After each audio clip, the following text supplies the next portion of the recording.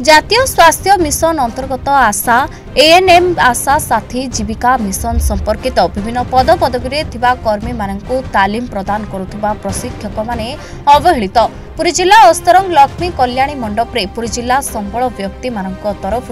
वरिष्ठ तालीमदाता तथा राज्य आवाहक स्वास्थ्य मिशन संघ सभापति श्रीजुक्त ललित कुमार साहू सभापतित्व में एक खबरदाता सम्मेलन अनुष्ठित हो जाइए। गणतांत्रिक राष्ट्र रे आमे अनुभव करुछु प्रशिक्षक माने समस्त साथी रही पारुना। 2008 मसीह उभय लिखित दलगत आलोचना एवं मौखिक भाव में बारंबार परीक्षार सम्मुखीन होइछु। या तालीमदाता भाव प्रमाणपत्र पाइछु, किंतु 2 ରୁ 4 वर्ष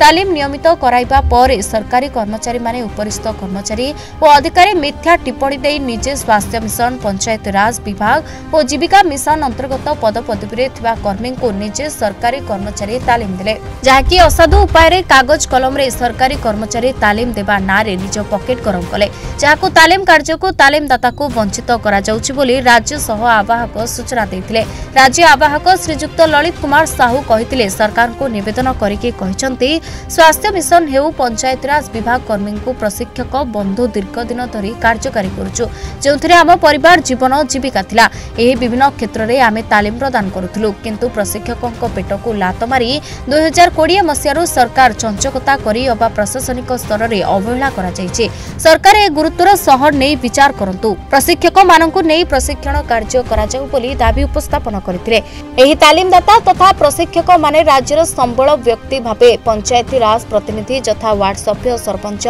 समिति सभ्य, जिला परिषद सभ्य, जातीय स्वास्थ्य मिशन अंतर्गत आशा एएनएम आशा साथी सेपरी राज्य जीविका मिशन सीआरपी एमबीके बैंक मित्र प्राणी मित्र समेत विभिन्न विभाग कर्मी मानकु प्रशिक्षण माध्यम रे प्रशिक्षक माने तालीम प्रदान करथांती, किंतु सरकार किछि वर्ष हेबो अणदेखा करी सरकारी कर्मचारी को तालीम कार्य रे नियोजित कराउचंती। एही प्रशिक्षक माने 2009 मसियारु तालीम प्रदान करूचंती, जहाँकि पेशादार संबल व्यक्ति मानक प्रति सरकार को एभली टाळटुळ नीति जोगु आज अवहेलित। जदि आगामी दिन में सरकारी दाबी पूरण न करिवे समस्त प्रशिक्षक माने निज परिवार सह विधानसभा सामने समूह आत्माहुति देवे बोली खबरदाता सम्मेलन में मंच परिचालक तथा राज्य सह आवाहक प्रफुल्ल कुमार बेहरा चेतावनी दैछन्ते। दाबीगुड़िक मध्य स्वास्थ्य विभाग गोष्ठी ठारू जिला स्तरीय पर्यंत अनुष्ठित प्रशिक्षण संबल कर्मी को नियोजित आशा दीदी मानक सहायक पर्यवेक्षण लगी संबल कर्मी मानक दायित्व दिया जाऊ। गाँ कल्याण समिति सदस्य मानकर दक्षता वृद्धि और सहायक पर्यवेक्षण दायित्व संबल कर्मी को प्रदान करा जाऊ बोली अनेक दाबी उपस्थापन करथिले। मो नाला प्रफुल्ल कुमार बेहरा, मु राज्य स्वास्थ्य मिशन ट्रेनिंग ट्रेनर एसोसिएशन को कन्वेनर। जे 2008 मसीह विभिन्न अभिज्ञता संपन्न व्यक्ति मानकु विज्ञप्ति जारी करी उभय लिखित एवं मौखिक परीक्षा उत्तीर्ण कराई आमको प्रमाण पत्र दे आमको 2-4 वर्ष ट्रेनिंग रेगुलारिटी करैल होयरा। जे मु खास करी सरकारी अफसर मानकु दोष देवी से माने एभली ऊपर स्तर रे बायस करैले देशे ट्रेनिंग टाको धीरे धीरे कब्जा करी आमको अवॉइड करी सरकारी अफसर द्वारा ट्रेनिंग चल सरकारी कर्मचारी द्वारा ट्रेनिंग कराउछि। आम नियुक्ति की बातिल करना अवैध घोषणा करना होयरा जे तांको ट्रेनिंग से सरकारी कर्मचारी द्वारा कर देते। आमर प्रथम प्रश्न को गाइडलाइन अच्छी जड़े सरकारी कर्मचारी सेम डे रे सेम समय रे सरकार को से दिन दरमा ना सहित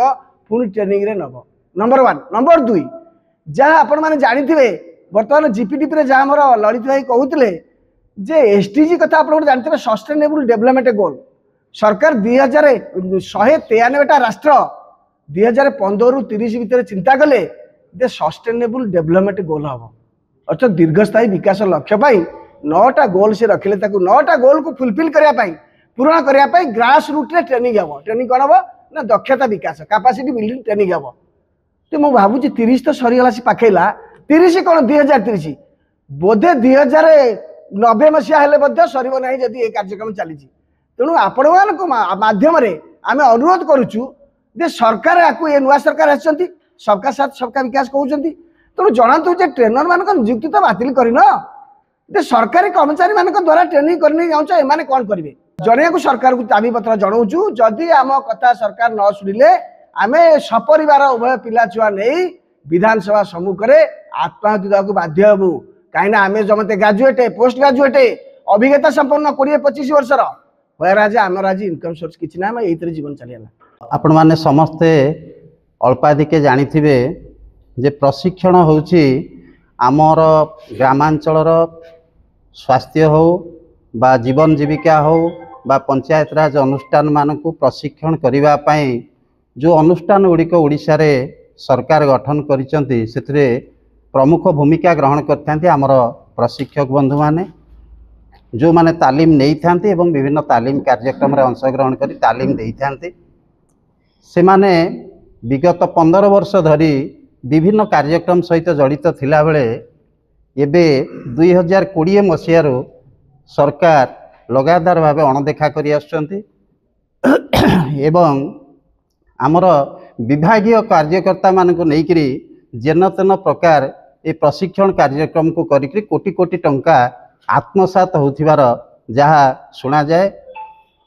प्रशिक्षण नारे विभिन्न प्रकार कार्यक्रम को पिंडारे बसई सरकारी कर्मचारी माने विभिन्न असाधु उपाय एककालीन 2-3 बैच डाकिकरी ये जो कार्यक्रम को विभिन्न तारीख रे अटेंडेंस नहीं करूछंती जहाँ फल तार गुणात्मक मूल्यबोध कमिची एवं प्रशिक्षक माने मध्य हतोत्साहित होइछंती जो माने एइथरे जीवन जीविका निर्वाह करुथले से माने मध्य कष्ट स्वीकार करिसंती। सरकारक पाखरे आमर दाबी को उपस्थापित करथिले मध्य किभଳି भाबरे आमे अवहेलित होइकि रहिछु आज केमती से कार्यक्रम को आउरी आगो को निया जिवो से कार्यक्रम को केमती शाणित करा जिवो बलिष्ठ करा जिवो से पई आज निष्पत्ति निया जिवो। 2008 मसिया परे आमे 9 रु आमे वार्ड मेंबर देखंतु 90,000 रु अधिक वार्ड मेंबर 6,794 सरपंच समिति सभ्य एमानकु सब ट्रेनिंग दबा सरकारी कर्मचारी पक्षे संभव कि एते लोक ट्रेनिंग दे पारिबे कि एक द्वितीय कथा होची आमे ट्रेनिंग नैचु खाली सेमिति हमको लिखित परीक्षा कराई मौखिक परीक्षा कराई आम सर्टिफिकेट भी वेरिफिकेशन होती आमे पंचायत राज ट्रेनर अच्छु आमे आशाकर्मी स्वास्थ्य मिशन अच्छु ओडिशा जीविका मिशन भी ट्रेनर आमे अच्छु एवं ता सहित दैव दुर्बी विभाग उपर ट्रेनिंग दिखाई HIV एड्स उपर ट्रेनिंग दिखाई एबे चाइल्ड मैरेज उपर दिखाई जहाँ सर्टिफिकेट भी आम पाखे सुविधा भी अच्छी सरकारी कर्मचारी ट्रेनिंग देवे निज काम बंद करी गोटे दिन एपटे दरमा ने सेपटे ट्रेनिंग देवी दरमा ने यहाँ केते दूर ग्रहणीय एक द्वितीय कथा हूँ निज काम को बंद करी तालीम देवाटा केते दूर ठीक तीन रे सरकार किसी गाइडलाइन अच्छी कि जे माने तुम ट्रेनिंग दे पार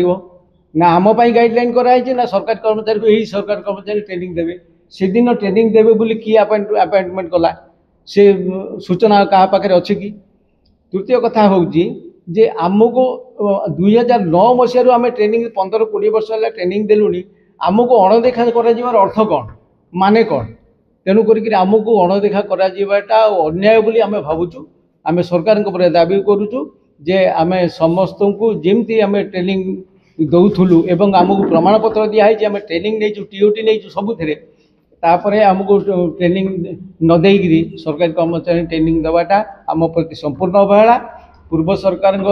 उपस्थापन करूँ सारे सभापति महोदय कहले एबे भी आम उपस्थापन करने को चाहूँ जे आमर हक पाई